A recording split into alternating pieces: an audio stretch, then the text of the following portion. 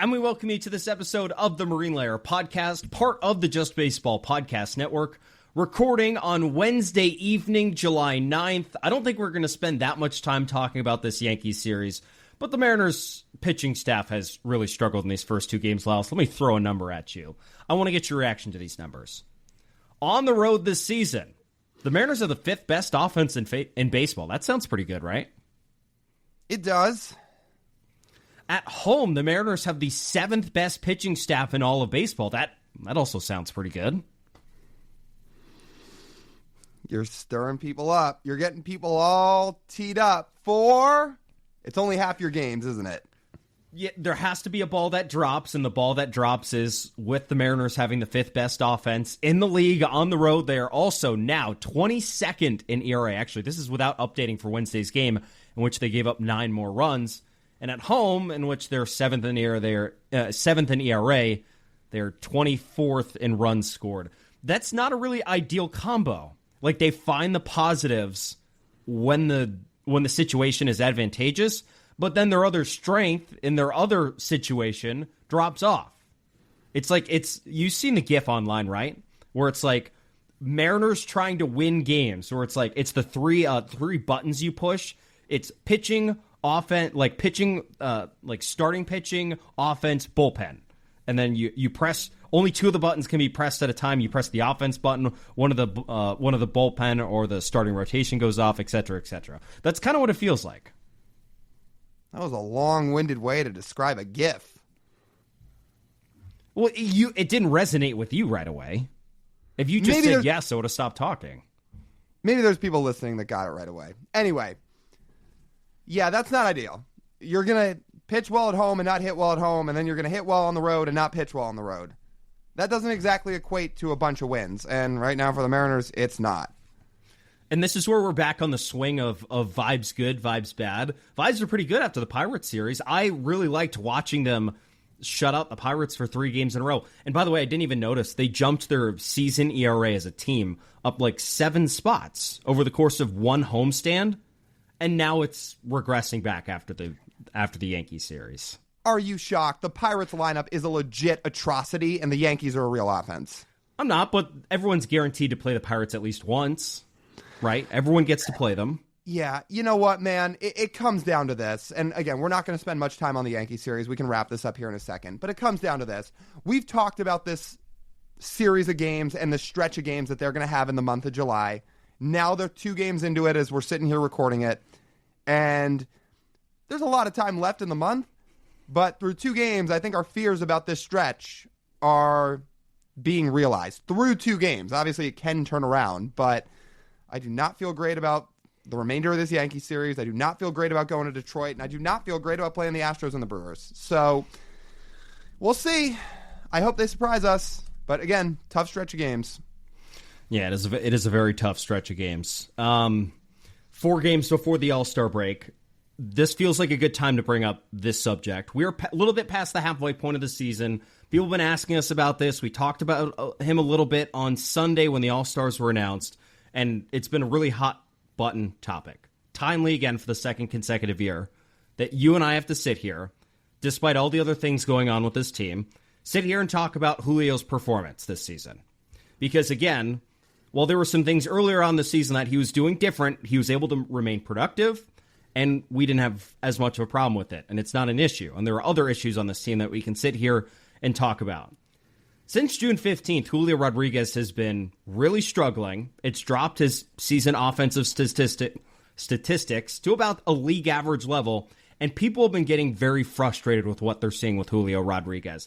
Look, I wish we could sit here and we could find a way to fix Julio Rodriguez right here this moment, but unfortunately, this guy, even though he's here in his 4th season as a 24-year-old, is enduring yet another set of struggles that is not helping with the consistencies of this offense. People have had a lot of beef with him batting second. There's a whole lot of issues that we can tackle here with this Julio Rodriguez conversation, and ultimately hope he performs better after the All-Star break.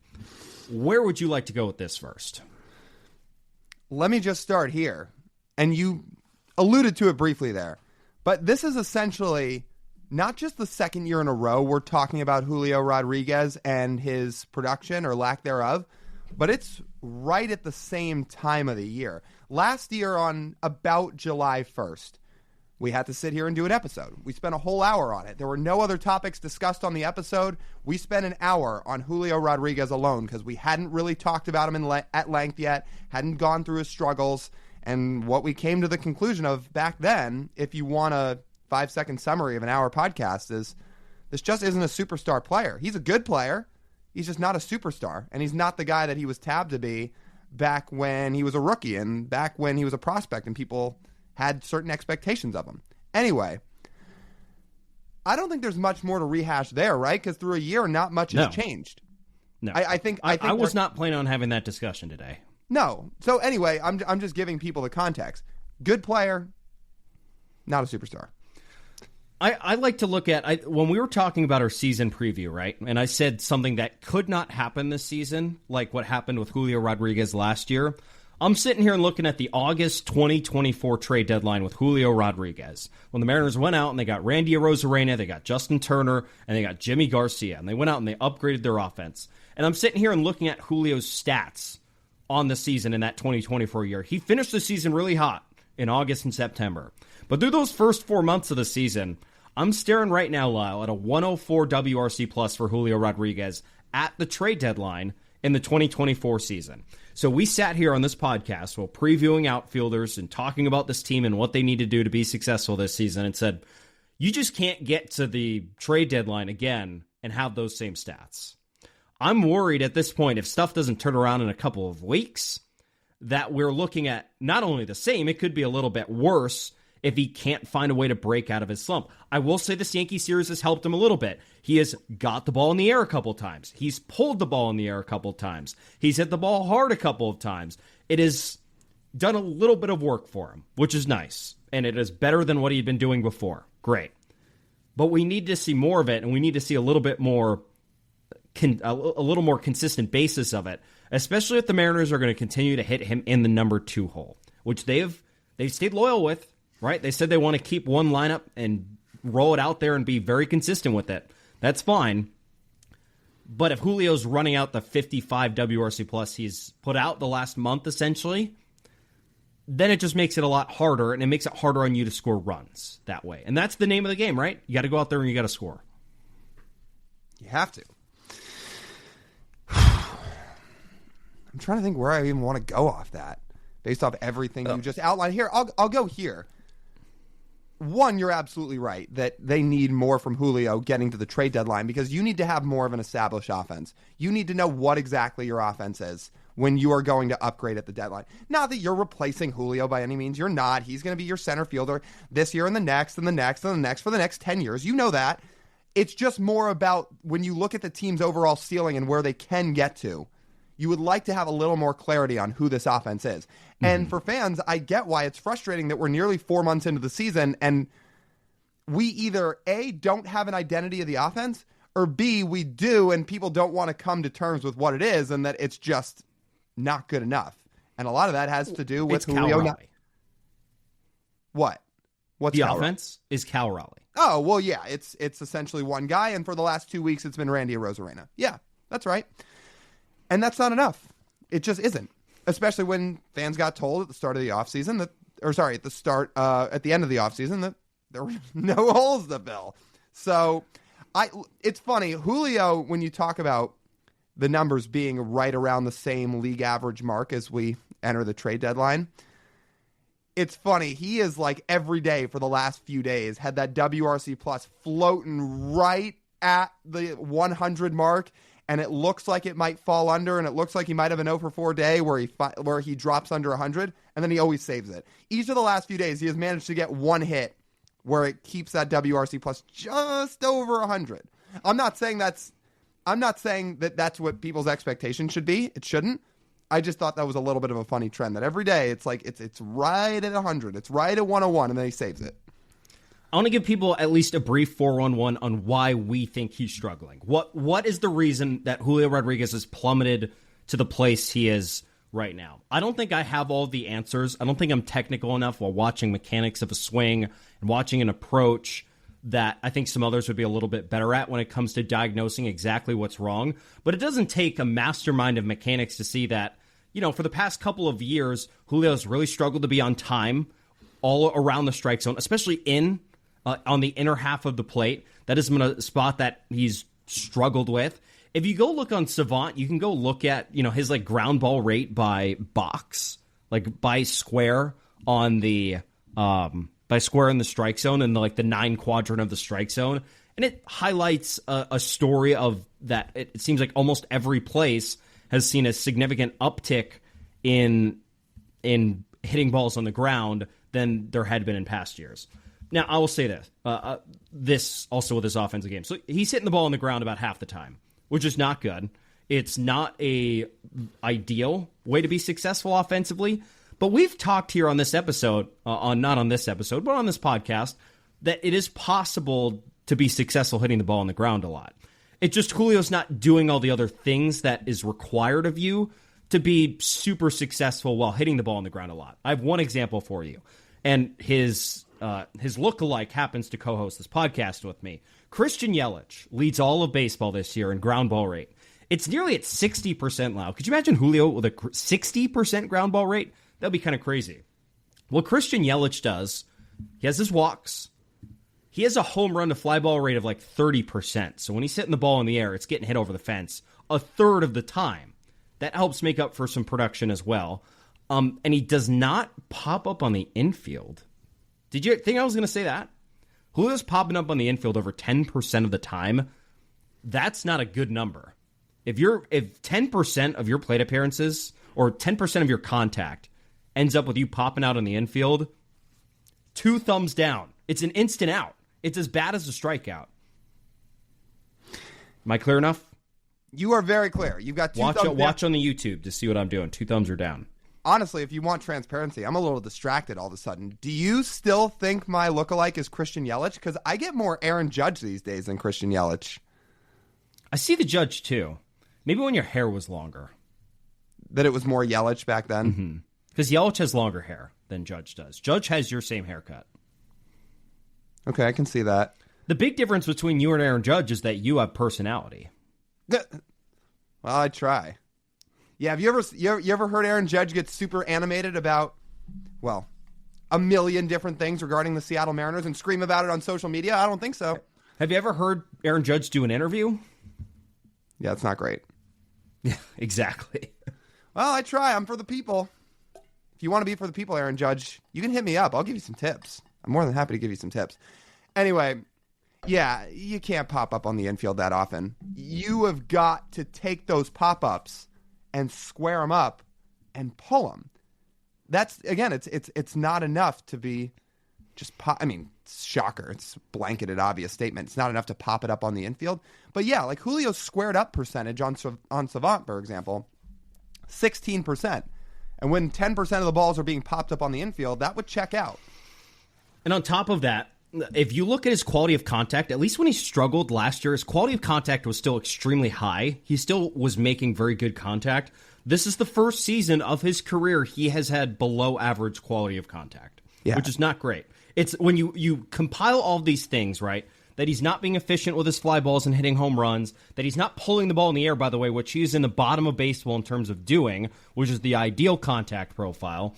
When he ends up hitting the ball on the ground so much, when his timing is off all the time, and he's giving free outs to the defense, you have a not very productive offensive player.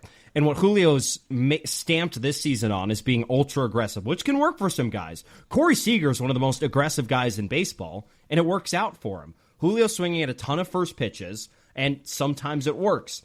But now you see pitchers adjusting a little bit, and for what Julio is chasing a little bit, or maybe a byproduct of what he was chasing, is that his strikeout rate went down.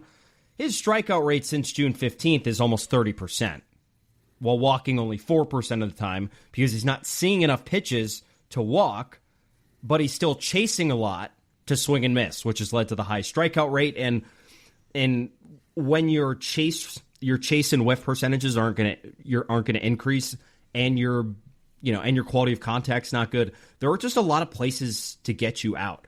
And this is so disappointing because Julio's defensive season this year is unbelievable.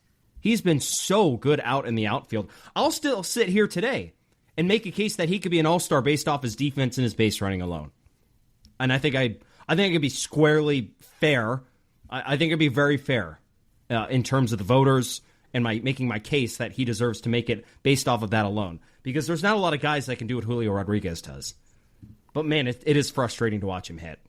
Frankly, the simplest way to put it. It's frustrating. Sorry, I think I said 16% in terms of his squared up percentage. He's in the 16th percentile, which is very low. So when that's happening, and obviously he's still swinging and missing a lot, and plain and simply, he's just not hitting the ball as hard this year, that's dropped a ton. Even though he has hit balls hard on the ground at times, his overall hard hit rates very much down. You look at it year by year, he has been at his best, 95th percentile in hard hit rate. He did that in 22 and 23. He was essentially in the 90th percentile last year. So even with all the struggles he had in 24, he was still hitting the ball really hard. Now he's in the 59th percentile. It's just a little bit above league average. So a lot of balls on the ground. Baseball's not being pulled. Hard hit rates are down. Not squaring the ball up. Hitting pop-ups on the infield 10% of the time. This is not a good mix offensively for a successful year. Now, how do the Mariners deal with it? So he's struggling hitting in the 2-hole of the Mariners lineup right now. If you're Dan Wilson and you have to make the lineup, do you leave him there? Are you moving him? How do you think about fixing this? How about this? On the road, he stays hitting second. When he's hitting at home, hit him sixth. Let it move him down for a little while. And you know why I say that? You know why I say split it up? Because one of the most alarming Julio numbers that I think I've seen, even with all the batted ball data we've dug up, are his simple numbers at T-Mobile Park. Listen to this by year. His rookie year at T-Mobile, he crushed it. His OPS at home was nearly 900. To be exact, it was 892. 2023, it takes a little bit of a drop. It goes down to 785. Obviously, he was more inconsistent that year, but his 5 weeks in late July and August were as hot as anybody in baseball. So again, 892 in 22, 785 in 23. Again, these are his OPS numbers at home. 2024, it drops all the way down to 655. Then you're sitting there saying, yeah, that's not good. That's not good enough when you're playing half your games at home. You got to find a way to be more productive than that. And now this year, sits at 594 as we sit here recording. He's got a sub 600 OPS at home. Like, I'll go through it again. By year, his home OPS, 892, 785, 655, 594, in chronological order of his career. So yeah, when I say hit him second on the road and hit him sixth at home, why not? If he's not hitting as well at home, build the lineup that way at home. Do we think it's the park? Because like, you and I respect the opinions of Luke Arkins a lot, and he was trying to talk through this scenario right here on Twitter, and he was thinking that it wasn't the park, and I'm kind of with him. Like, he's shown he could hit in the park. He hit, like you mentioned the 2022 number, 892 OPS. Yeah. Even in 23 when it's 785, because if you have a 785 OPS at home for the year and you have an 850 OPS on the road, guess what? That's still an MVP level season when you factor in Julio's defense. But it can't be 655 like it was last year, and it surely cannot be 594. And these road numbers, too, like they probably make people scratch and claw and say, why not? Where did this go? His road OPS numbers, 820, 850, 805, 794. They haven't changed. It's crazy. What happened? I don't know. It's a good question.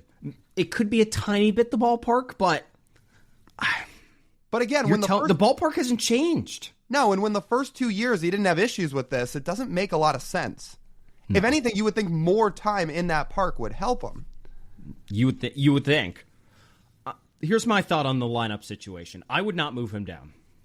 I don't think it benefits him to move him down. And the Mariners have shown in the past that when they've moved him down, they haven't committed to it at all. The point of moving someone down is to take pressure off of them and leave them there for a few weeks. Remember when they moved him down in the lineup last year? Yeah, that lasted about a day. One game. What's the point? What's the point besides probably creating friction between player and coaching staff? Okay, but then commit to it. For 2 weeks, leave him in the number 6. For 2 weeks, when they have their next stretch of road games after the All-Star break, for that road series, hit him 6th. Sorry, not road games. We said keep him at 2nd on the road. When they have their next stretch of home games after the All-Star break, when they play the Astros and the Brewers, for example, why don't you try a home series with him hitting 6th? See what it does. Don't do it for 1 game. Try it for 10 games. But what better... Here's another thing to think about. What better spot in the lineup could he hit than hitting in front of Cal Raleigh if we're just trying to get him pitches to hit? That's fine. And if people feel that way, okay. If you want to just leave him at the number 2 spot and let him figure it out. I don't have a super strong opinion on where he hits in the lineup, but I'm sitting here saying if you have to try and fix something and you look toward taking some potential pressure off him, then why not at least try it? It's not like him hitting 2nd has exactly done wonders for this offense this year. It is not, but I'm also thinking of lineup combinations, and the farthest I can justifiably move him down without me raising an eyebrow about this is hitting him 5th, putting Luke Raley 4th and Randy Arozarena 2nd. I can't make a case to move him down farther. If you're moving him down to 6th, you're putting Jorge Polanco in front of him. Polanco had a monster home run here on Wednesday, but overall, since April ended, has still not been very good, and I don't think hitting him 5th makes this offense better any much more than Julio does. I mean, at this rate, if you're going to hit him 6th at home, on days where you're at home and there's a righty on the mound, which is pretty often, could you hit Canzone 5 for a little while and hit Julio 6? Why not? Nope. Why not? I'm Optics. Dom's hitting really well right now. Doesn't seem so crazy. But the optics of it are not good. It's just a lineup. Okay, and they're humans. But, again, he knows how he's hitting this year. It's not the craziest idea. I still can't wrap my mind around Dom Canzone hitting in front of Julio. I can't. I mean, you look at the Dom OPS. can hit right behind him.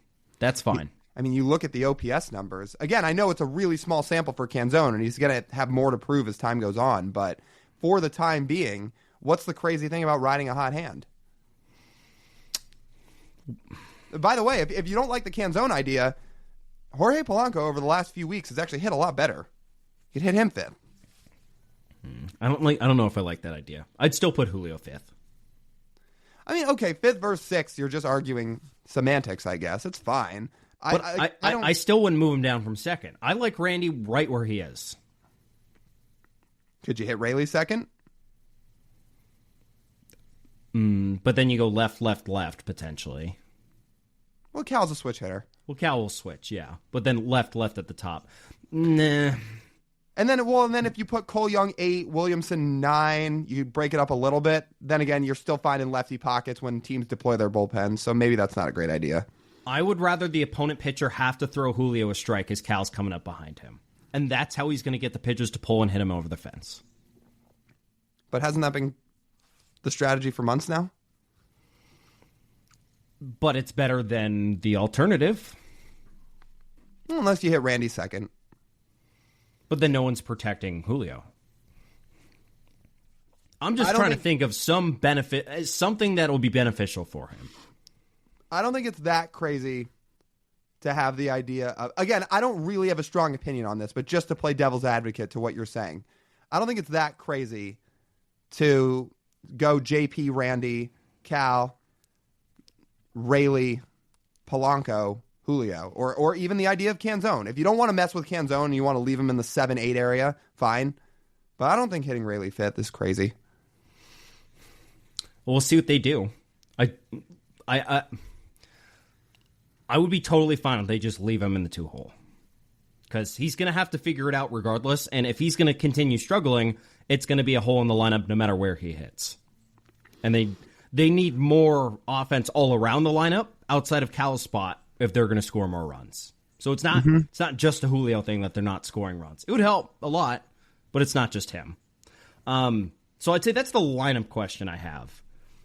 Why are people reacting this way?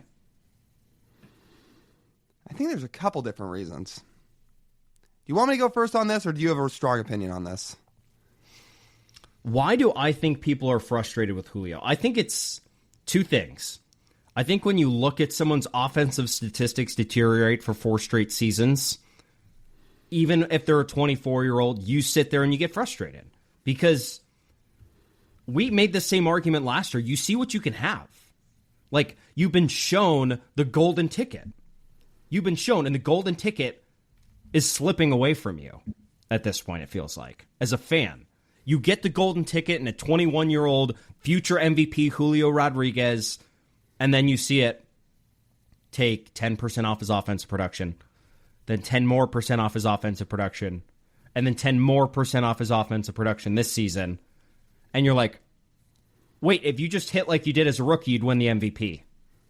And he's not doing that. In fact, he looks like he's regressed offensively since his rookie year. And people just can't understand why. And when you don't have an answer for something, you're going to try and project that energy somewhere else.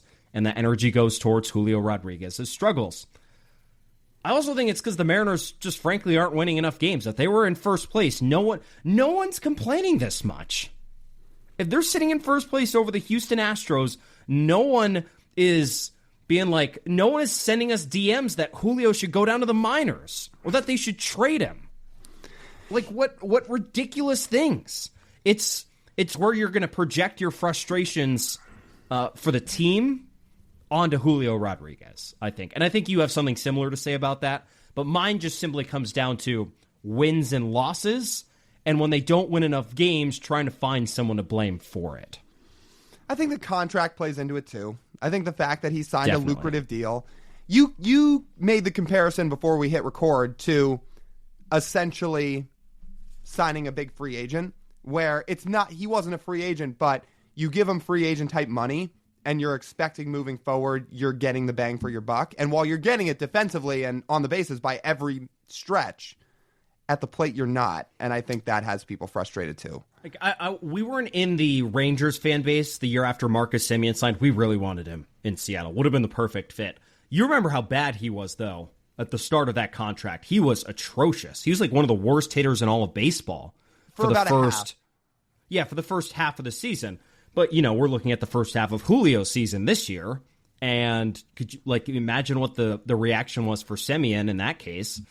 It's kind of similar for Julio, right? A little bit. And Semien hasn't been he's had the one really good year when they won the World Series. Otherwise, as a Ranger, he's been fine. But they paid him a lot of money. I think that's the key. You just hit on it. He was really good, and it won them a World Series. If the Mariners won a World Series in 2022, perhaps this argument is totally different. Because honestly, is the production all that much different, right? Between Julio and Semien offensively? So we talk about Semien's free agent contract, and we talk about Julio's production since signing that deal. Mm-hmm. Yeah, it's not that different. Mm-hmm. I would say that the contract absolutely plays a factor. And again, you can't blame Julio for that. What are you going to do? Again, you had a great rookie year. This life-changing deal gets put in front of you. Every single person on earth would say yes to that contract. Of course they would. That's why, look, when I dive into this, I think you're absolutely right about the winning games part of it. And that if the Mariners were 5 games up in the AL West right now, the conversation wouldn't be send Julio to the minors like some of these crazy DMs we're getting. The conversation would more be the Mariners are 5 up in the AL West and Julio Rodriguez still hasn't hit his hot streak yet this year, which he hasn't, and he usually has one every year. And I think we still expect it's coming at some point. So I think more of the conversation would be around that than so much lashing out at the player himself. Is that fair? That is, yeah. Yes. Yeah. Yep. Here's what I would more get to. And I ask people this question. So when I propose this out there, if you're somebody listening to this or watching this that has been extremely frustrated with the way Julio's hit this year, and you are genuinely angry about it, let me ask you this. Is it all Julio you're mad about and mad at? Because I'll preface it with this. Of course, some of this goes on him. In 4 years, he hasn't progressed. He's regressed offensively, and he doesn't look like the same guy that he was in his rookie year anymore. And some of that is on him. Some of that is that he hasn't adjusted quick enough compared to some other players like Bobby Witt has, or like in 24 how Gunnar Henderson has, and I understand why that's frustrating. So it's not like none of this goes on him. If some of the blame is directed toward him and wanting to see more from him, that's warranted. But if your view of it is less that and of the mindset of I am frustrated because I want to see more from Julio, and it is genuine anger, let me ask you this. Are you really mad at Julio? Or is there a deeper meaning to this? Here's what I mean. Is some of this more... Mike Korzemba hat. I don't even think it is. I mean, it partly is, but I don't think this idea is that crazy. If you want me to put on the Mike Korzemba hat, fine. But I don't think this is that crazy. Is this all about Julio? Or is some of this about that you're mad at the organization? Which is a pretty common theme of this fan base these days. And here's what I mean. The organization, obviously, has not done enough in the offseason. We've talked about that ad nauseum. They didn't do enough. But the messaging they've put out there about Julio sets people's expectations to a certain level. Julio's play has set expectations as well. Don't get me wrong. But when you have the organization sitting there, and he was propped up as the Messiah when he was coming up through the minors, and he was the guy that was going to genuinely save this franchise and turn them for the good, for the better. Never look back at what the mid to late 2000s were, what the early 2010s were. Like, that's all gone. Even the perpetual mediocrity through the mid 2010s and late 2010s. The Mariners said, like, that's all gone when this guy gets here. Essentially, he is going to be the guy that changes this franchise. And the money they gave him contract-wise reflects that in their opinion. So is that part of it? The messaging and the Mariners telling you that he was going to be something above and beyond what he's been? That I think so. Like, there's part of it paired with this, right? And now tying this back to the whole offseason thing. It'd be one thing if the Mariners didn't go out and make moves. They said there were guys they were interested in. They couldn't quite close the deal, but now they're going to run with the roster that they have. I'm sure that would still frustrate people because ultimately deals were not closed. But when you have Jerry Dipoto sitting there and saying, we don't have many holes to fill, and our offense, there's a perception and reality of our offense, and through all that, they continue to beat the narrative into the ground of when Julio Rodriguez is great, our offense is really good, and our team doesn't have issues. They have talked about that a lot for years now. They did it in 23, they did it in 24, they did it going into 25. They say when Julio's great, our offense is good, and we don't have problems with the roster. And fans are sitting there wanting to shake somebody and saying, why do we keep being told we're crazy? We've watched this 3 years in a row now where for 4 months of the year, he's not consistently great. He gets hot for a hot stretch, and then the rest of the year, he's a league average to below league average bat. And you're sitting there saying, why are you continuing to tell us this? We're watching it with our own eyes. He is not consistently great, so why do you keep telling us we don't have to do anything? Because when he's great, our team has no issues. So when you hear all that, like, do you think maybe as a result, Julio's become the front man of some of this? Because as frustrated as you may be with Julio's play, like, obviously, like, the guy's going out there and trying his best to help the team win, even if he's not doing it to the maximum of his potential. Is there a deeper meaning behind this? Is there something more deeply rooted than you just being frustrated at Julio?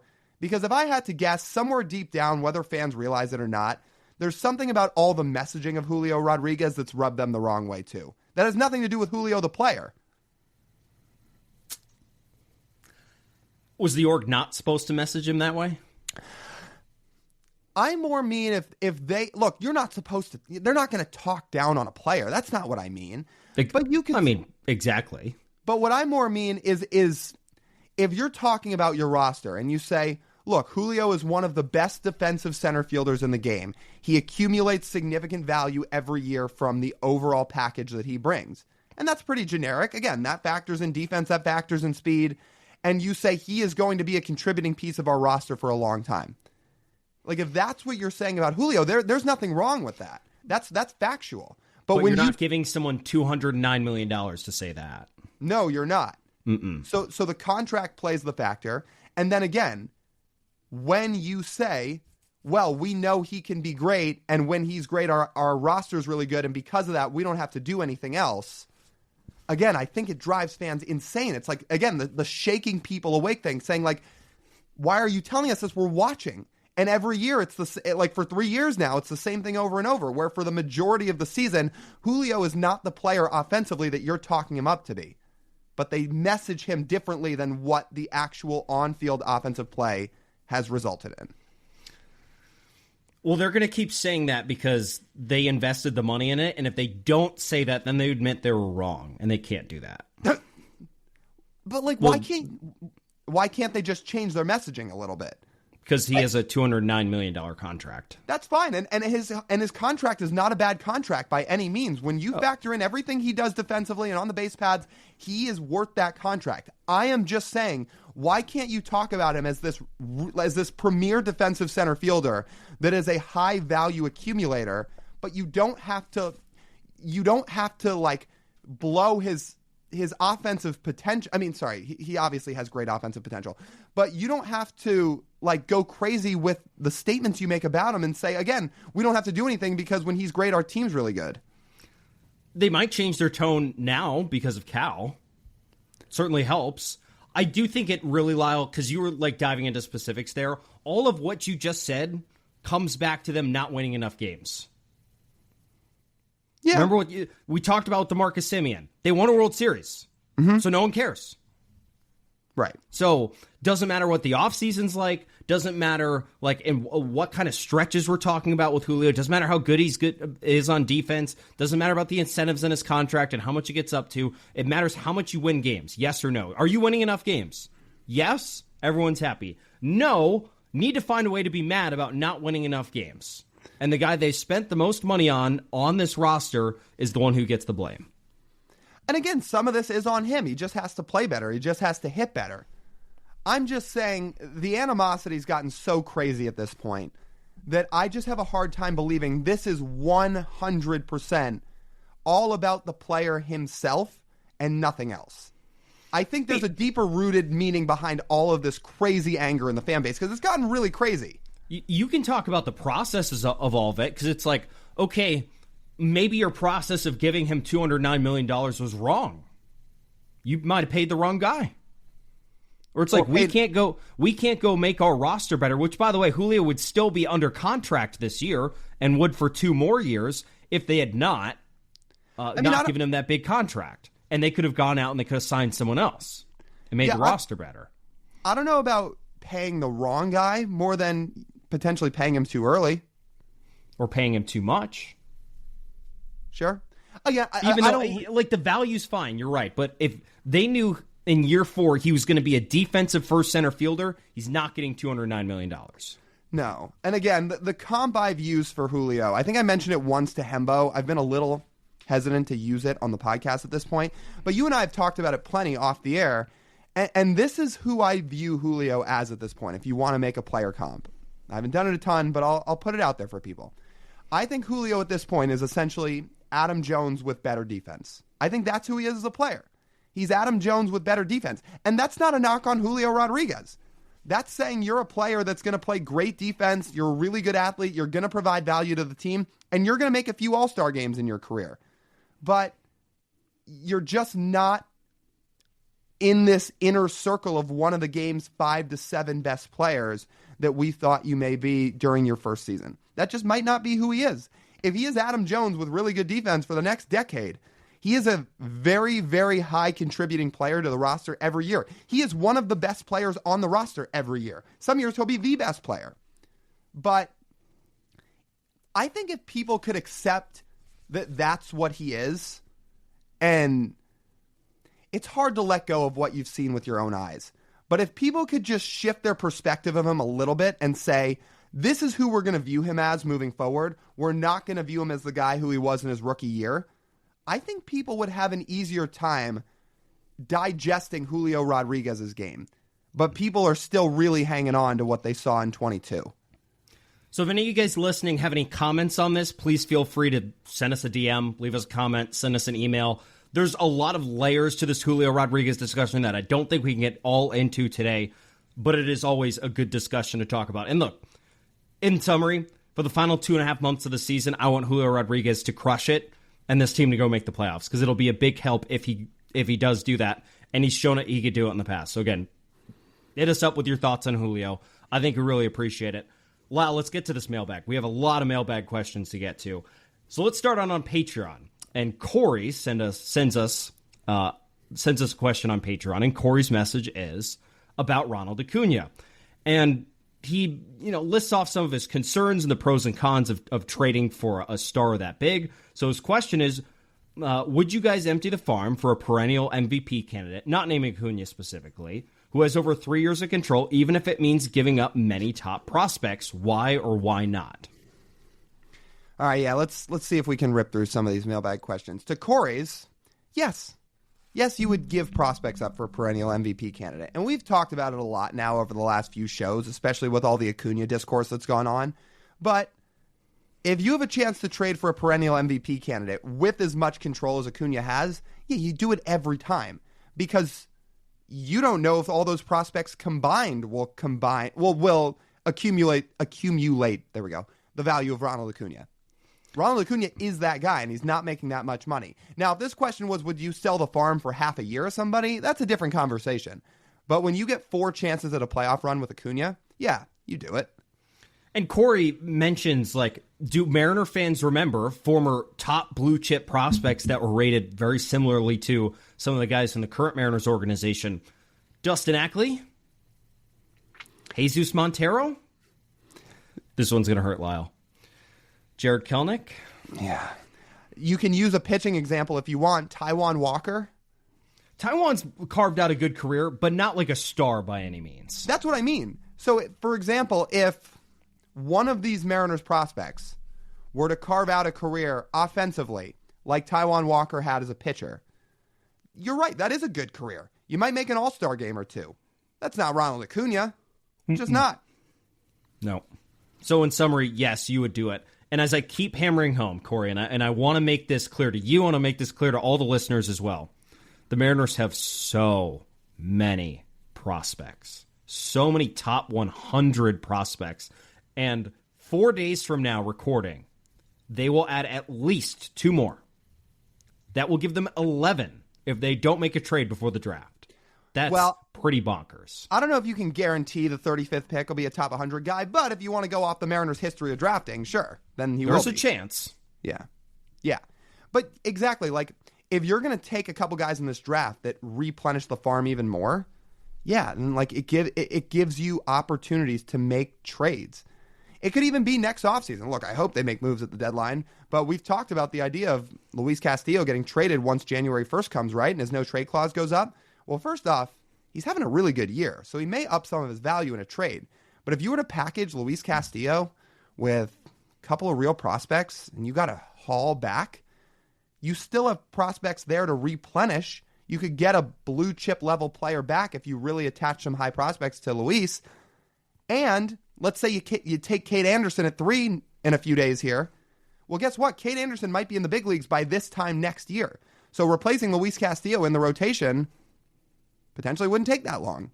Mm-hmm. Good question, Corey, though. Appreciate the thought. I've loved how much run this Acuña topic has gotten. Oh, it's gotten all over the place. You know what? And Jim Bowden tweeted out here on Wednesday night saying the Braves have shut this idea down despite all the media rumblings about it. It's not true. They're not listening to offers. Guess what? I don't care. I'll keep hammering it home. You know what wasn't being talked about in the media? A Rafael Devers trade, and then it happened. Yep. Shout out Jage, man. He has started a movement. Well, Jage, Joel Sherman, and then every single outlet that talks about the Mariners has talked about Acuña, us included. I've done it on Brock and Salk plenty, along with everybody on that show, with Brock and Salk and Mora. We've talked about it for days now. Salk's all in for it. He's all in. We've talked about it for days. I mean, and Salk and I, by the way, are on the same, all 3 of us, I should say, are on the same page about the whole Bregman thing. In fact, somebody texted in here on Wednesday and said Salk and I should be kicked off the air for a few days because we want Alex Bregman. Oh, that's good. That's good. All right, here, let's get to our second mailbag question here in a second. Before that, let's just take a quick pause. we'll talk to you guys about our friends over at Pagach's Pub 85. Look, I'm guessing you guys want to watch the Derby this week. You want to watch the All-Star game. You want to watch the Mariners games leading up into the All-Star break. Head over there. There's 20 TVs in the place. So if you want to watch the Mariners and a couple other things all at the same time, you can do it. You can head over to Pub 85, to Pagach's Pub 85, and you can play some pool, some darts. You can have some awesome food and drink specials that are pretty hard to come by. If you go during happy hour, $3 to $4 drinks from 2 to 6 p.m. from Monday through Friday. Again, so happy hours are long. They're catered to you. The drinks are great prices, and it's a really cool spot to hang out. It's a cool neighborhood bar, and yeah, I love spending time there. So you guys should go check it out. Again, that's Pagach's Pub 85 over in Kirkland. Second mailbag question. This comes from Nick. He's also on Patreon, and he says, about 1 year into the Dan Wilson era, because he started taking over as the manager in late August of last year, so roughly a year, which vibe is stronger about Dan Wilson as a manager? That Dan will become Oakland A's version of Tony La Russa or Chicago White Sox version of Tony La Russa? I love the ultimatum of this question. Love it. There's no in between here. If I'm going to pick one vibe, I would say the vibe is number 2. But that's not to say one is unreachable. We just don't know that much about Dan Wilson as manager. He hasn't even managed 200 games. Did you know? I'll use Tony as an example. I'll use the best manager in Mariners history, Lou Piniella, as an example. Do you know it took each of them multiple seasons, aka more than 3, to win 90 games? Which makes sense, although at least with Lou, he didn't exactly start with a super talented team. Lou started more with a roster that was building its way up, and then they got good. Like Dan Wilson inherited a roster that's supposed to be winning, so just to play devil's advocate to that. That's fair, but we've also talked a lot about how much less managers matter nowadays.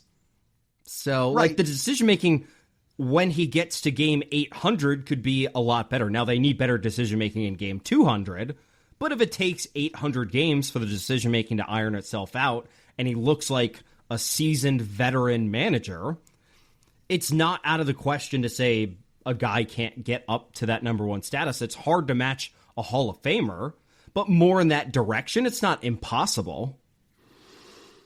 It's not impossible, but also by not even doing a search for another manager, making him the permanent guy and just running with it, doesn't that essentially signal that you don't think he needs time to learn and grow? That he should just figure it out? Especially when you pair the idea by saying managers don't do all that much in today's game.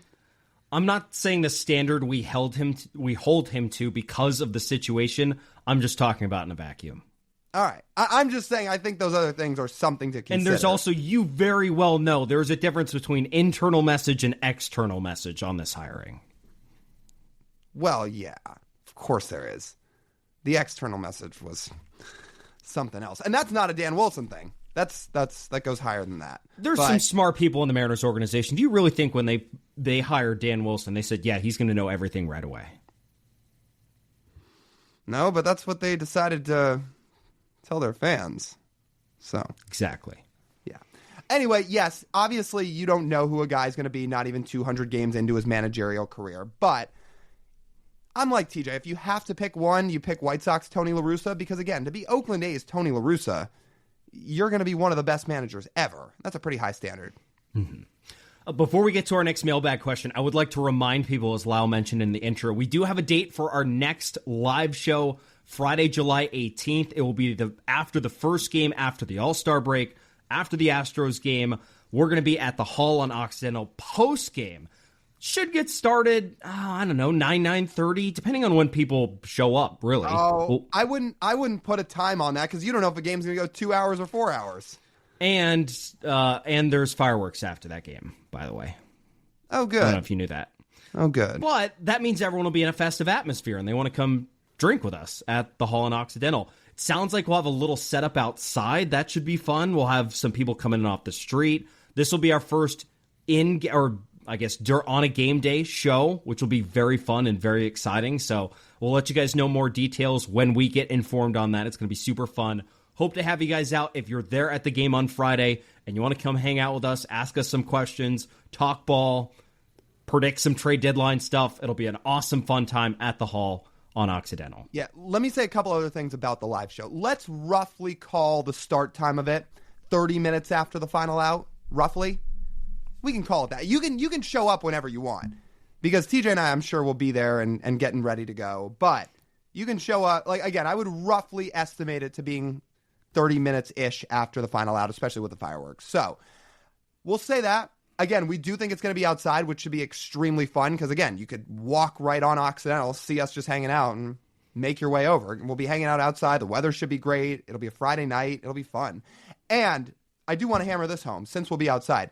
This format's going to be a little bit different than the ones we've done in the past. So obviously the first few we've done, we've sat up on stage, we've talked in front of everybody, we've taken questions. We're still going to talk ball with everybody and take questions and give out some really cool Corona stuff. But it's going to be more informal. This one's going to be more, we're just going to stand around with everybody. I'm sure there'll be a booth set up or a table where we'll sit at.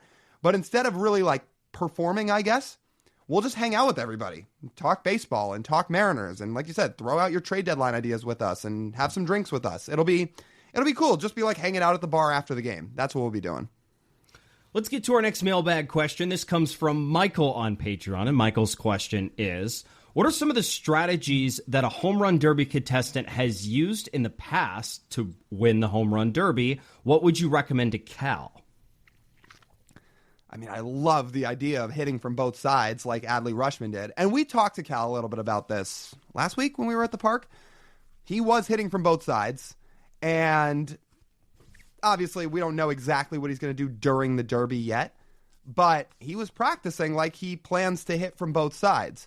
So maybe that'll help his stamina a little bit. But I'd say the best strategy is understanding you're going to get tired because everybody does, and hope you go up against a contestant that has a bad round. Because if you go up against a contestant that has a bad round, hit something like 8 to 10 homers, and you go second, and you don't have to swing for the full 5 minutes or 4 minutes, you could just hit 11 homers and be done. Yeah, do that. Get lucky. You also need a good BP thrower. If you have a bad BP thrower, you've already lost. I mean, you know who's in the Hall of Fame. The inner circle, if not the top spot in the Hall of Fame of home run derby batting practice throwers, right? It's Julio's. It's Julio's guy. I want to get his name right. I think his name is Franmy Pena, if I have that right. And that dude, if I took batting practice from that guy, I think I'm putting one out at T-Mobile Park. I need a metal bat. I'll say that. I don't think I could do it with a wood bat. But with a metal bat, if I'm taking batting practice for 4 to 5 minutes and getting that many pitches from Julio's guy, I bet you I could put one out at T-Mobile. I also don't know if there's a way to not get tired because, like, everyone has to swing. And you think, okay, is there a way to preserve your energy? Well, if you're swinging the entire time, you're going to be probably roughly as tired as everyone else. And if you hit less home runs and don't swing to save your energy, you're just giving yourself a disadvantage and not hitting as many home runs. That's what I said. You're going to get tired. It's just inevitable. Yeah, so you gotta bulldog your way through it. Luckily for Cal, he's tired all the time because he catches every single day and carries this offense on his back. Perfect. Well, Cal, don't you worry. We will be inside Truist Park in Atlanta rooting our asses off for you to win that derby, which, by the way, that's not a lie. TJ and I will be out at All-Star Week in Atlanta. We can't wait to get there. If any of you listening or watching are going to be in Atlanta for All-Star Week, you guys know, hit us up, send us a DM. Tell us where you're going to be. We'd love to meet up with you guys. We'll be doing a bunch of stuff that week. So, yeah, let us know. Okay, fourth question. This comes from Instagram now. This is from C_Wolf. And he asks the question of what two cities should get MLB expansion teams? Number one is Oakland, because they should have a team. There's a big fan base there and one of the top 6 markets in the entire country. And Major League Baseball is essentially just leaving money on the table on purpose for John Fisher. Don't understand it. Don't get it. And then if I were to choose one other one, I'm going to be a little selfish for the Mariners. You can look at this as either a positive or a negative. I'm going to spin this as a positive. I do think having a team in Portland would be a positive because that's 2 road trips a year now where you only have to go 180 miles, which is unheard of for the Mariners. Now, the negative thing about it is you would say you take an entire city, the 23rd ranked, I think, DMV in the country, out of the Mariners market, which they would not like. But that's not my problem. Oh. What is a problem is the travel. That's what I was going to say. I'm not putting a team in Portland because, again, that takes away from the Mariners fan base. I don't want that. Put them somewhere else. I would say, if it's up to me, just move the A's back to Oakland. I'm still not totally convinced they ever get to Vegas, and I know they started doing the groundwork, quote-unquote, in Vegas. Until they physically are playing games in Vegas, I'm not 100% convinced that's happening. So I hope the A's just move back to Oakland when it's all said and done. If they get a different stadium, and they're not even technically in Oakland, if they go out and play in San Jose, that's fine. That's right in the backyard of the fan base. People will be thrilled if they're still in the area and they're still in the Bay Area. That would get the fan base back. So move the A's back to Oakland. And then the two expansion cities, I'd say, just put them in Nashville and Charlotte. That's what I'd do. Two good cities. Those would be good. My thought process was the East Coast has enough sports teams. Yeah, but I don't know. Like, I think those might be better markets for baseball teams. I'm not even sold on Portland as a baseball market, but I'm sure the Mariners would love not having to take a minimum 3-hour plane flight to any road trip they go. So 3-hour plane flight. Portland would be like 30 minutes. I know. It would not have to do that. Yeah. Next question. Yeah. Next question comes on Instagram from Crayon15, and the question is: are the Astros really 6 games ahead because they're good, or because their schedule is really easy? The Astros are good. I hate to say it, probably tastes like vinegar in everybody's mouth to say it, but they're good. I don't know how. Again, lose Tucker, lose Bregman, Altuve looks washed, Jordan's barely played, Javier's coming off Tommy John, Ronel Blanco had Tommy John. You're relying on a rookie in right field. I don't get it. Jeremy Pena got hurt. I genuinely don't get it. But they are inevitable. People say it on Twitter. I will have the vinegar taste in my mouth and say it. Yeah, the Astros are inevitable. If you want specifics, they continue to find ways to pitch, and their bullpen is very good. Their strength of schedule has actually been pretty decent so far. Do you want to guess what their remaining strength of schedule is? Oh, it's probably pretty easy. Second easiest. Oh, good. That's Mariners, a lot of fun. Not second easiest. Again, I know it's only July. Call me a Debbie Downer if you want. I've essentially waved the white flag on the AL West at this point. Unless the Mariners cut the deficit to, say, 5 to 6 games heading into the All-Star break, and then they sweep the Astros right out of the break, I've waved the white flag on the division. Like, if the Astros win 2 or 3 out of the All-Star break, it's seriously over. They're not coming back from an 8-game deficit in the division in the middle of July. Yeah. Fascinating question. I was curious, but they have just played really well despite all their injuries. They swept the Dodgers last week. Crazy. The Mariners are not sweeping the Dodgers when they come here and play. I will stone cold predict that right now. Well, unless they throw out an entire AAA roster. Well, you can't DFA everyone off the 26-man. No, that's true. It's not like the old days when you bring up guys a 40-man roster in September and you could legitimately play scrubs. Remember that 2014 game when the Mariners are fighting for their lives in game 161 to get into the playoffs? The Angels had already clinched the AL West. They take everybody out of the game. And the roster they threw out there in the second half of that game, where the Mariners still barely won, it was a AAA roster by every sense of the word. I remember a guy by the name of Tony Campana in center field. Do you remember, I think it might have been the week before when Wade LeBlanc shut them down in Anaheim? No, again, I'm talking about 2014. You're thinking of it was 2014. Oh, you're talking about when Wade LeBlanc was an Angel. Yeah. God. I think it was along the same thing. Like, the Angels had the best record in baseball that year, so they were coasting, and they threw LeBlanc out there just to start. I'd never heard of him before. Like, who the hell is this guy? No way he shuts the Mariners out. Check back in the 7th inning. Lyle, the Mariners don't have any runs. Then he did it for the Mariners a few years later. Remember the Mariners played that primetime baseball game against the Red Sox, and Wade LeBlanc retired like 22 guys in a row and 8 shutout? Chills. All right, last mailbag question. This comes on Instagram from ColeAH_13, and he wants to know, great question, by the way, what would it take for the Mariners to trade for Jose Ramirez? J-Ram. What would it cost? So first of all, they should do this trade. 100,000%. If he's available, you don't let Cleveland hang up the phone. Same thing with Acuña. It's not quite as perfect as Acuña. He makes a little bit more money, and he's a little bit more expensive. But yeah, if he's available, you're definitely going out there and trading for him. I'd say it costs 3 prospects. However, Lyle and I are planning on dedicating more time in an episode to this after the All-Star break, so we'll spare some of the details for then. But I would say 2 good prospects. I don't think J-Ram would cost an elite prospect now that he's 32 and he's owed about over $70 million. So he'd still cost something of significance, don't get us wrong. But like TJ said, we can dive into this more after the All-Star break, because believe me, we plan to. We are all on the same wavelength here, people. If you've been thinking in your heads the idea of Jose Ramirez because the Guardians have been bad and they may not be good in years moving forward, we're all thinking the same thing. TJ and I even briefly mentioned it Wednesday, and we said, yeah, that sounds like a podcast episode after the break, so it will be. So stay tuned. If you're curious, he was owed $69 million. Nice. The 3 seasons after this. And he's got 3.5 years of club control like Acuña does, so he's got a lot. Yeah. Mm-hmm. So you get him 2 months this year and then 3 years after for what he's worth at a marginal rate. However, Acuña, the difference between the two, Acuña would be entering his prime. J-Ram would finish his contract at age 35. Yeah. All right, good set of mailbag questions. Again, as always, you guys always bring it. You guys send us good ideas. You guys have us talking about good questions. So every week, keep sending them in. And if you want priority on these, go sign up for our Patreon.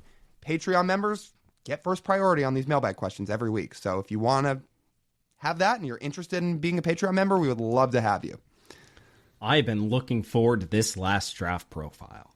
The more this is marinated, the more excited I've gotten. The more I've read about this, I feel like I've maybe not a new favorite, but a new second favorite guy in this entire draft. And he's who we're going to highlight here on our number 1 MLB Draft Spotlight. Ethan Holliday, high school shortstop out of Oklahoma, the state, not the college, although he is committed to Oklahoma State, for a final draft preview. And probably the most famous guy in this draft. I don't think that's a stretch. I got to tell you, first off, I previewed him on Brock and Salk on Wednesday. Do you like the song choice I used, by the way? Family Ties? Yeah, you used Family Ties and you still got a lot of shit for it. Shocker. Well, did you think those two were going to know that song? That you think they would know Baby Keem? I will say the first song Salk suggested, he did Happy Holidays, and I thought that was good. Boring. That was great music. I love Christmas music. It's July, and again, so what? He's famous because of Family Ties, and that's what we're going to get into here. Yeah, he's famous because of holidays, too. No, I think he's famous. If he didn't have an older brother and a dad who were a star and have the potential to be a star in the big leagues, no, he wouldn't be famous because of his last name. No, he's famous. Fact that his last name is famous. But anyways, we're arguing semantics here. His last name is famous because he has famous brothers and a dad. So, and another reason he's famous and will be more famous in the future is because this dude has some elite tools. There's a reason why there's a lot of mock drafts that have him at number 1. There's a reason why he was visiting Scott Boras this past weekend in Anaheim to watch the Angels and the Nationals play, the teams with the top 2 picks. We're thinking about a mold here with Ethan Holliday, whether he sticks at short or whether he moves over to third. Either option looks like right now it's on the table. If he bulks up too much, he can move to third base. If he manages to hold off that bulk or he manages the bulk well, there are some evaluators who think that Ethan Holliday can stay at shortstop. We're talking about someone who has elite power, and if he just has an average hit tool, it seems like from what I've been reading, there's a lot of confidence that he could come up to the big leagues if he develops properly and hit 35 home runs. And that's a really valuable player. I was listening to Tyler Jennings, who on this podcast network we're a part of, Just Baseball, is a co-host of the On the Clock podcast. He's one of the lead draft guys for Just Baseball alongside Aram, and him and Aram were on the call-up this past week talking about, just guys at the top of the draft. And Tyler was throwing out some numbers here with Ethan Holliday and just said, look, if he's just a 45 hit tool, which is about average, and 70 power, which is higher graded than is graded on MLB Pipeline, He is a slam dunk number 1 overall pick. There's not an argument you can hold for Kate Anderson to go number 1 overall out of him. And that got me really excited. So now I hope the Nationals and the Angels are in flux and don't draft him. Dude, he crushes baseballs at 18 years old. It's not that common for an 18-year-old to be putting up exit velocities of 111 miles an hour. That is top-tier big leaguer exit velocity stuff. Ethan Holliday destroys baseballs. And the upside of his power is very real. Very, very real. The 35 home run potential is real in the big leagues. And when you have that potential, and we keep talking about the idea of taking a swing in this draft, yeah, that's taking a swing. And he actually has a pretty good plate approach. Now, there is swing and miss in his game, and there's some serious swing and miss, which is why he is polarizing, and he's not the slam dunk number 1 pick, because there are concerns there. There is a world Ethan Holliday could be an average defender or a below average defender, strike out too much, and not put bat to ball enough. But if it all clicks and he develops right, he can be a corner infield bat that is hitting in the middle of your lineup and crushing home runs for 6+ years for you. And that is something you can dream on. Again, when you factor in the idea of a good approach, real power, a pretty smooth swing, it's a little long, and that might have to get cleaned up a bit, but a very smooth swing and some clean mechanics, yeah, there's a reason he has a chance to go number 1. It's intriguing. And if you ask his brother, Jackson, who also went number 1 overall, if you asked him who's the better baseball player, Jackson would say Ethan. Better prospect. So I'm glad you bring that up, because I compared the two on the radio this morning. I'm going to do it for everybody here, just so you have an idea of the difference between the two brothers. So this is per MLB Pipeline, but Jackson Holliday going into the 2023 season as a prospect, so a few months after he was drafted, he was graded out as this: 70 hit tool, ridiculous, but 70 hit tool. I say ridiculous, not in a bad way, in a good way. Like he's a stud. 55 power, 60 run, 55 arm, 55 field. That's really good. Across the board, Jackson Holliday was an unreal prospect. Now Ethan, 50 hit tool, so about a 20-point drop from where Jackson was. 65 power, 10-point increase from where Jackson was. 50 run, 55 arm, 50 field. So the fielding is around the same range. You know he has a good arm. So the big difference between Jackson and Ethan, and you can tell, not just in the size because Ethan's much bigger, but the big difference is Ethan has much more power potential, where Jackson is probably the overall better bat. Better overall bat, but I do feel like if you were to ask a scout and say, which bat in the draft at this point has more upside, they'd probably say Ethan's. But also it might be a little bit more boom or bust, because when you're 70 hit and you have those fielding tools as well, you have a lot more wiggle room and where you can provide value. Ethan, if he shifts over to third base, is going to have to slug. And if he makes enough contact, he will slug quite a lot. If he doesn't make enough contact, he's not going to slug enough. I do feel like, though, the teams at the top of this draft feel like he's going to do pretty well. I don't know. Yeah, the only thing I'd push back on is I don't know if he really has the higher ceiling than Jackson. People talk about Jackson Holliday as a potential superstar, perennial all-star. And Ethan might be very good. I don't know if he quite has the overall makeup of Jackson. I guess it depends whether or not Jackson moves back to short or not for that discussion.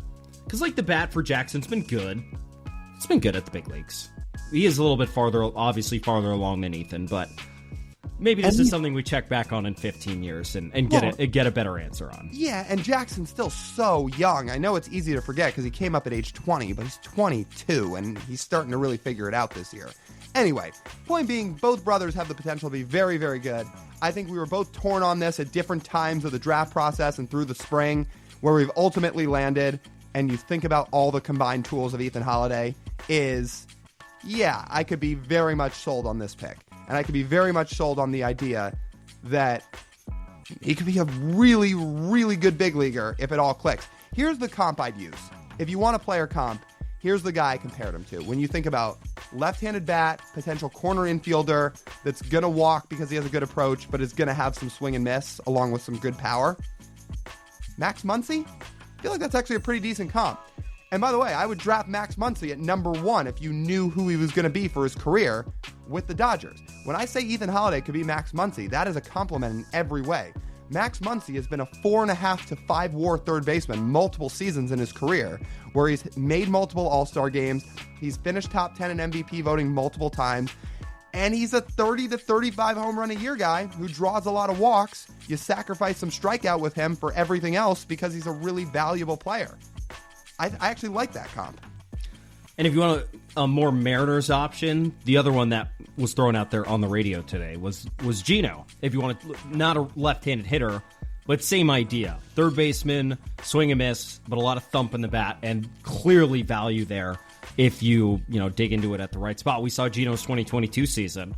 That's about as valuable of a season as you'll get as a third baseman. Or 2024. For the Mariners. The Mariners have had. I meant 25. But yeah, Mariners-wise, yes, for sure. Outside of 2016 Kyle Seager, I think is the high A-Rod. But those are the high water marks. But A-Rod was the shortstop, so that doesn't matter as much. Right. Yeah, I could be sold on this, man. I really, really could. I think this would be a very exciting pick. Now, I'll say it again. He, like Kate Anderson, is a Scott Boras guy. How will that factor in? Hopefully it doesn't with a draft pick, and if you offer him full slot value, he'd just take it and sign. Just something to consider. Here's what I would think about with this. I think the number 1 overall pick slot value is $11 million. If he has his mind set on $11 million, no matter where he's picked, he's not going to be a Mariner. Because that would be $1.5 million over slot at the number 2 pick or number 3 pick. Now, if Ethan's okay taking $9,504,000, which is the Mariners slot amount, then I like their odds a lot more. Well, and I don't know if he's going to have the leverage to ask for $11 million no matter what. Because if that happens, then he might just go to school. There's not going to be a lot of teams that are willing to pay that way over slot if he falls down a few spots. Well, he's essentially asking the Nationals or the Angels to draft him and pay him full slot. Or who picks after the Mariners that might be willing to do it? The Rockies. But then the Rockies would have to go way higher. Way higher. But would they sacrifice that to... They probably don't have the bonus pool to do it. They probably physically cannot do it. Yeah, so then Ethan doesn't have that type of leverage. Or I should say Scott Boras doesn't have that type of leverage to do that. So... Okay, so then maybe they could talk him down a little bit. But I think Ethan's gonna sign the biggest deal in this draft. Oh, you think he gets the most money, period? Yeah. Even if Cade goes number 1 for full slot? Right. Well, Cade might not get full slot at number 1. It's like Bazzana. Bazzana didn't get full slot last year at number 1. Yeah, if I had to guess with Travis Bazzana, he looked at the teams that were picking after the Guardians and said, well, one of these organizations pretty good in Cleveland. The rest of them, Oakland, Colorado, etc. It's like, yeah, I don't want to go there. And also on top of that, like, Joe Doyle was talking to us about this, and he mentioned it's like, all right, Bazzana, like, this is roughly where you'll get picked, but if you get a deal higher up for the same amount, take it. And that's what he did. That's why he went number 1. Yeah. Ethan Holliday, I could be sold. Again, we were pretty torn on this for a while, but I can be sold on this idea. Yeah, we were worried about a swing and miss in the offseason, but Jackson had similar problems, I think, on like the summer circuit as Ethan did. Yeah. And Ethan, by the way, at the same point of those struggles, was a higher rated prospect than Jackson was. Jackson was a projected, I think, 2nd-round pick before his senior year of high school. Mm-hmm. Yeah, and then he figured it out. So yeah. We will see. I think over the weekend, we're going to put out some type of post on Instagram and tweet about who TJ and I each have as our top 3 wish list guys for the draft. We'll probably put it out Sunday. But yeah, I think we've got a pretty good sense now of who all these guys are. Hopefully, over the last couple weeks, we have prepared you guys as much as we can on this draft and who the Mariners could look at. And now when the draft happens on Sunday, hopefully you guys are pretty familiar with most of these names. So we've had a blast doing these. Hopefully you guys have enjoyed listening to them, and I'm finally ready. I am ready for this draft to happen. We have talked about it so much now. I'm ready to hear the name of the 3rd pick. I can't wait. It's going to be super cool, and thank God the draft is right next to the stadium this year. God, what a joke it was last year. It was out in some stupid barn in like Fort Worth. It was nowhere near the ballpark. It was like an hour away from Globe Life Park, which is insane. Stupid. Yeah, anyway, I can't wait. I can't wait to get down to Atlanta. I can't wait to see who the Mariners pick. That is Ethan Holliday, our number one prospect, well, our number one profile of all the draft profiles we've now highlighted. So that wraps that up. Now it's time to make the pick, and the next time you hear from the two of us on Monday, we'll be talking about whoever they draft, and we can't wait. That just about wraps up this edition of the Marine Layer Podcast. You guys know the drill. Make sure to like, comment, subscribe. If you're watching on YouTube, please hit subscribe. Go download, rate, and review. If you're listening to the episodes, leave it 5 stars. Go to our website, marinelayerpod.com, where you can go get your merch. Again, second half's getting underway. Perfect time to have a few days to get the merch shipped to you. You can wear it around the park the rest of the year and moving forward. We'd love to see it. It's super comfortable. We think it looks really good. If you've seen it on the Top Step on Root Sports this week, that's the merch. That's us. It's been all over the place. So go get your hands on some Marine Layer Pod merch. We'd love to see you wearing it. You can check out our Patreon. And then again, you can get ready for our next live show. The information's over on our website. It'll be July 18th, right after that Friday game out of the All-Star break against the Astros over at the Hall on Occidental. We'll be hanging out with everybody just outside the bar and talking ball and having some drinks. We can't wait. And as always, find us across social media too, at Marine Layer Pod. That's TJ. I'm Lyle. As always, we thank you guys for tuning in. We'll talk to you soon.